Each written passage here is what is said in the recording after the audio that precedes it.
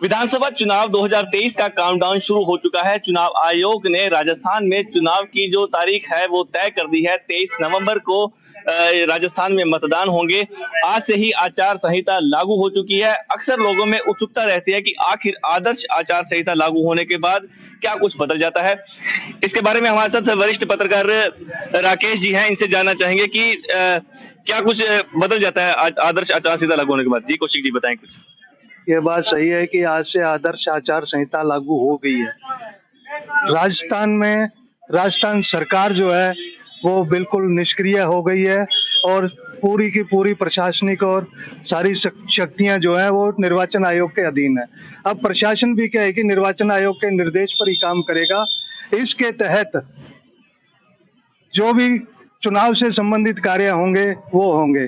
राज्य सरकार की जितनी भी घोषणाएं हैं उन पे कोई किसी प्रकार का अमल नहीं होगा और जितने भी क्या है कि पहले की घोषणाएं इम्प्लीमेंट हो चुकी हैं और वो अभी तक क्रियान्वित नहीं हुई, जैसे कि टेंडर वगैरह किसी योजनाओं के लगने हैं और तो वो कार्य निरंतर चलते रहेंगे।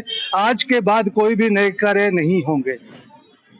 अभी जैसे बताया जाता है कि आदर्श आचार संहिता लागू होने के बाद जो बैनर पोस्टर हैं उनके बारे में भी गाइडलाइन आती है, उसके बारे में कुछ बिल्कुल राजनीतिक पार्टियों द्वारा, किसी भी जनप्रतिनिधियों द्वारा लोक लुभावनी घोषणाओं के जितने भी क्या है कि होर्डिंग्स वगैरह लगाकर जनता को अवगत करवाया जाना था, वो सभी होर्डिंग क्या है कि अब प्रशासन निर्वाचन आयोग के निर्देश पर उतरवाएगा और इसके बाद जितने भी चुनाव की प्रक्रिया है उससे रिलेटेड क्या है कि निर्वाचन आयोग के देख रेख में ही होर्डिंग लगेंगे।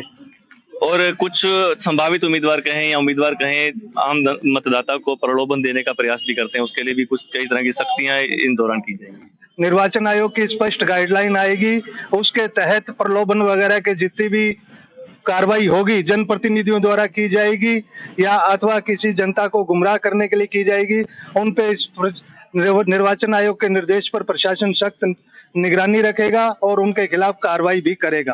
तो बिल्कुल राजस्थान में आदर्श आचार संहिता लागू हो चुकी है और इस आदर्श आचार संहिता की पालना करवाना बेहद मुश्किल काम कहा जा सकता है, एक चुनौती कही जा सकती है। तो ऐसे में देखना होगा कि निर्वाचन विभाग इस चुनौती से कैसे निपट पाता है।